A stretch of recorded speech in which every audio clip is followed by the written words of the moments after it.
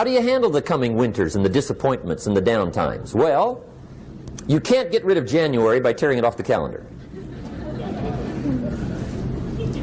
But here's what you can do. You can get stronger, you can get wiser, and you can get better. The winters won't change, but you can. And that's how life changes for you. See, before I understood, when it was winter, I used to wish it was summer. I didn't understand. When it was hard, I used to wish it was easy. I didn't know.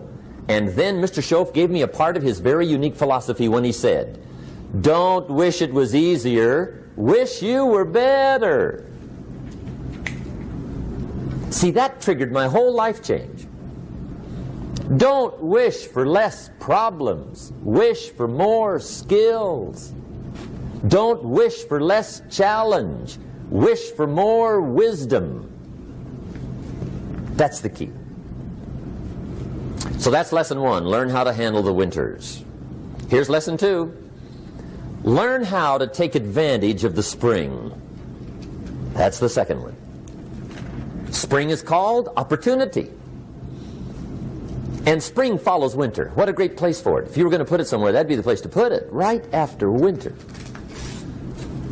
And pray tell, how often does spring follow winter? Every year with regularity, 6,000. You can almost count on it. See, opportunity always comes. Days follow nights. Isn't that terrific? Opportunity follows difficulty. But here's what you must learn to do. Underline these 2 words in that key phrase. Take advantage. Underline those 2. You must learn to take advantage of the spring. See, just because spring rolls around is no sign you're going to look good come fall. You got to do something with it.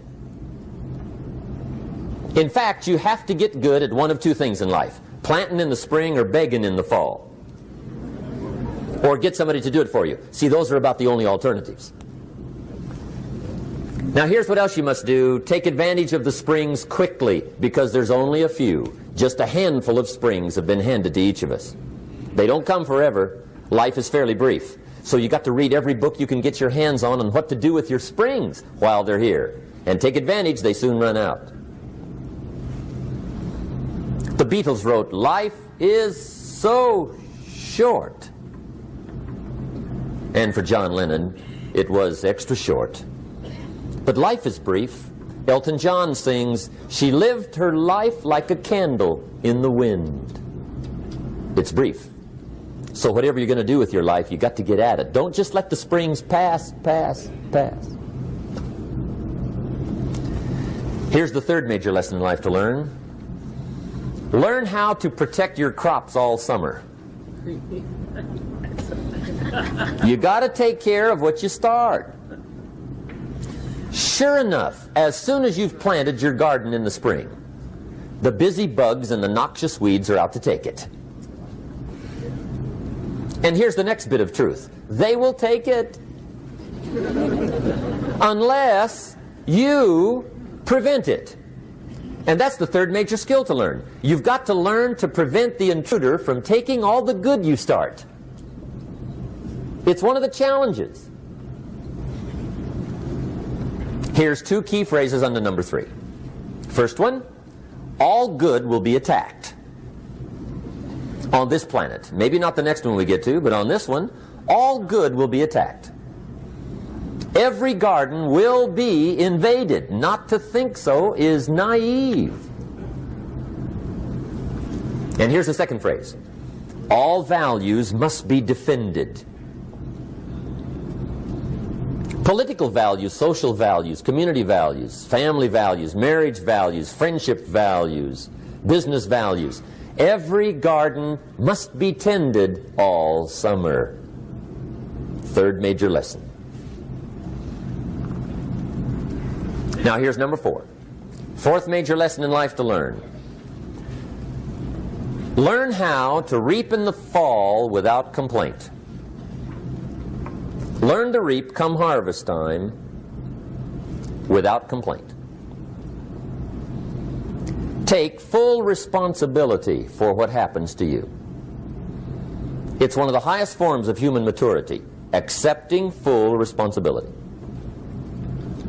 It's the day you know you've passed from childhood to adulthood, the day you accept full responsibility.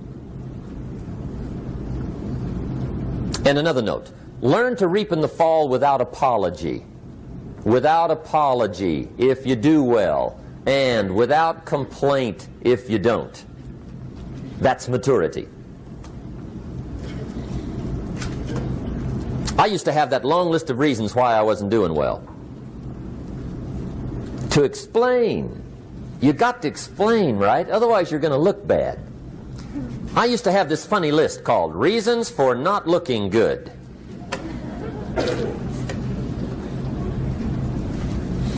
I used to blame the government. I mean, you can believe that or not. It was at the top of my list. I had a lecture second to none. The government. That was on my list. I used to blame taxes. Look what you got left after they take everything. And they expect you to do well. That was on my list there. Prices, that one's easy, right? You walk into the supermarket with $20, come out with a little half bag. So I had that on my list.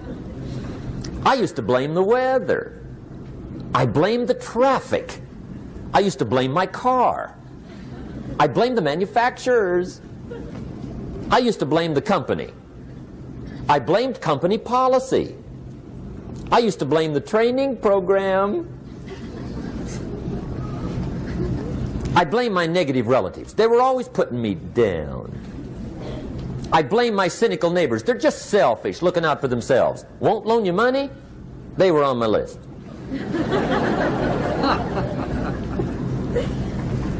I used to blame the economy. I blame the community.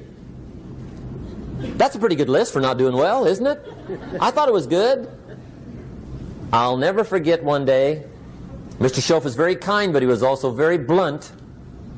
And this was no exception. And I'm glad he was blunt. There's a lot of things I'd have missed if he hadn't have been blunt. One day, with sort of a curious look on his face, he said, "Jim, just out of curiosity, tell me, how come you haven't done well up until now?" Excellent question. I thought, well, so I won't look too bad, I'll go through my list. And this list I just gave you, I put that on him. And he was very patient. He let me go through the whole thing, the government, the weather. I went through this whole thing. When I finished, he looked my list over very carefully. He said, "Mr. Rohn, big problem with your list. You ain't on it." How brilliant.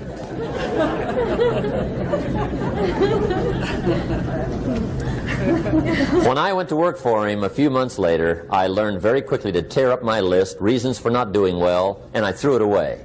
And I got me a fresh piece of paper. And I put one word on it. Me. There's a Black Heritage spiritual that says, "It's not my mother nor my father, nor my brother nor my sister, but it's me, O Lord, standing in the need of prayer." See, I used to blame everything outside. And then let me give you a little philosophy that helped turn my life around. For your notes, here it is.